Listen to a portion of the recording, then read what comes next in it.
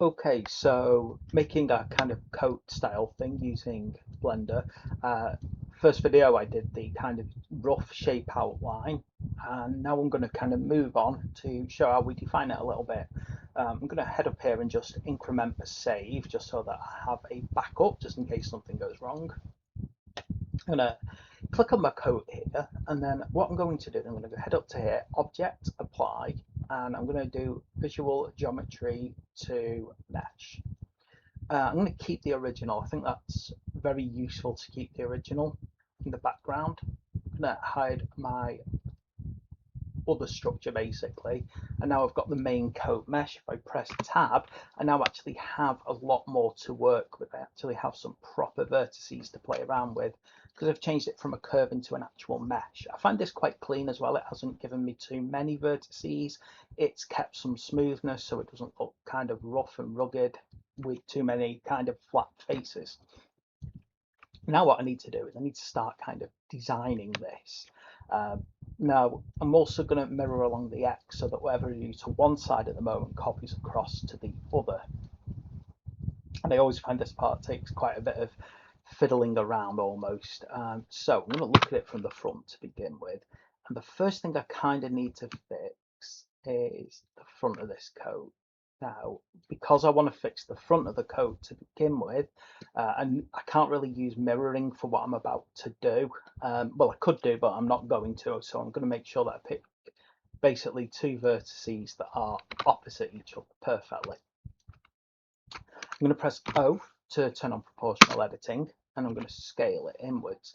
Now, what I need to do to make sure that, for zoom out, I'm really actually pulling the right parts of this. If I do this too big, it just shrinks the whole thing down. It looks weird.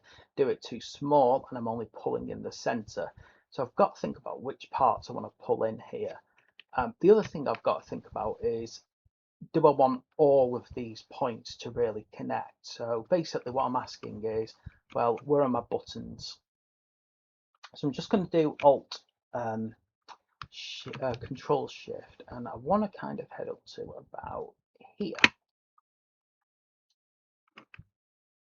The problem with this is trying to get just the vertices I want with none of the ones that I don't want. So this is going to be, this is always fun. I hate doing this part, but here we go. Right, okay. Now if I do G and then X, you can see it kind of pulls it in, but it doesn't do it in the way I want it to. What I need to do is I need to kind of get it to scale inwards. But again, if I'm just using mirror editing, it doesn't quite work. Even if I kind of control it on purely the X, it just kind of goes all over the place. So what I need to do is I then need to hold down Shift, click that vertex, and I need to definitely be looking forward. I need to then Shift and Control and grab that vertex there so that I've got both sides. And I start scaling inwards like this. Now I can scale like this and pull that collar down, but you can see it's all kind of heading towards the center. So I'm just going to exit and try and pull in purely along there. Now the only problem is you do risk a bit of overlapping on this, but we will try our best. I really don't want it all the way closed this, but I just want to feel like it should be closer together.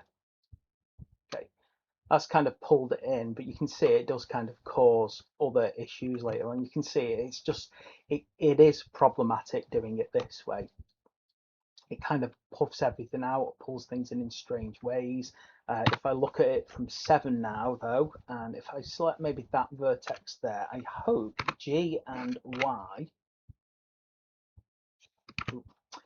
this is the part that I don't want. So if I go to 3, the other side, this should work. I'm hoping it works. G and Y pulling outwards to regain a bit of the shape. It's always difficult this part because you've really got to kind of pull things in the right direction. Again, G, and then pull this in a bit. Y, and as you can see, I'm just kind of trying to get it shaped now. Okay, and then at the front, I don't like how high this collar is. So G and then Z. Again, it's how you want that collar to actually pull down, how you like it really. There's lots of different things that you need to consider while doing this. Even the kind of way that you actually pull the collar down, whether you want it to be sharp or smooth or whatever else as you go along. As you can see, I'm getting a bit of depth now to that actual collar. I'm getting some form on all of this. Okay, now if we look at the back as well, we need to we've got a nice spinal shape here. I'm actually pleased that that worked out. Again, it's just looking about where you think you need to tweak things to make them look more like a natural body shape. I have to admit, this has kind of got more of a traditional ladies overcoat this to it now. In fact, you can clearly see that the slim waist and kind of slowly developing the bust there, and there's no other way to put it. It wasn't intentional, this. I think that's how I end up doing things. Raising this up a bit here, because this is where the arms will eventually come off. It's sometimes a good idea to actually have a mannequin of some sort to work around. I just didn't want to kind of bring in a mannequin because I don't have one available. I'll have to use someone else's, and then I'll have to remember to credit them and everything else. But sometimes a good idea to actually get yourself a mannequin and use those. Just trying to pull. Just want things to feel right.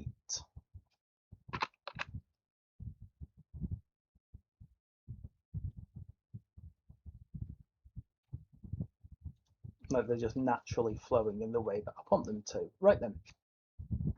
So let's have a look at it now. So as you can see, I've kind of got the rough shape. I've got the kind of undercut for the arms and everything like that. As I said, I wouldn't really know if this has worked until I kind of get a mannequin on it. But as I said, I'm kind of just going by ear at the moment, going kind of on instinct almost. Okay. Other things that we can do to kind of make this a bit more interesting is pick up something like the back one. The way that you actually view as well something when you move it does actually impact how it impacts the other vertices. So if you're doing it from a perfect like front, it'll change the way that it moves compared to say around the side and so on. It's all about where the actual ring here impacts.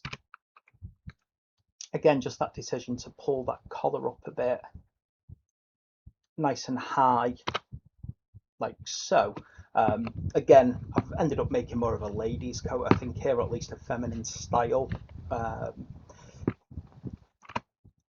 And it's starting to kind of come together. If I wanted to, I would need to tweak this part if I wanted it to come together and actually do buttons. But I think for now that's okay. In fact, if you wanted to, what you would do is potentially grab, say, that one, G, and then GX, and then just kind of, you know, pull out a bit so I can see what I'm doing. G and X. Okay, got to be careful here, haven't you? G, X. Where's my little ring there? Oh, it's too big. That's why.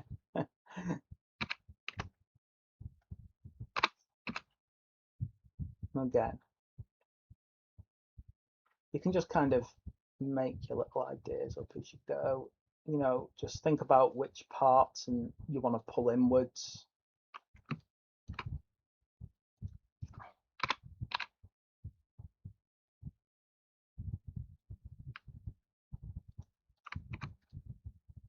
And which parts you don't. Okay. Now we're getting somewhere. We've actually got something very more coat-like. Okay. And again, you know, just kind of think about how you're approaching it, how you're doing it. You'll notice that I haven't added any solidifier modifiers to this yet. So if I wanted it to feel thicker, I could add a solidify modifier, and then that would add a layer of thickness. Now the reason I'm not going to apply that in any way yet is if I applied this at this stage, I would actually then be having to do both sides of the coat and play around with both sets of vertices, and I don't want to do that at this stage because it just makes things more difficult. So I don't need to have that at the moment, but you could use it just temporarily so that you understood how thick the coat would be when you're done. Okay.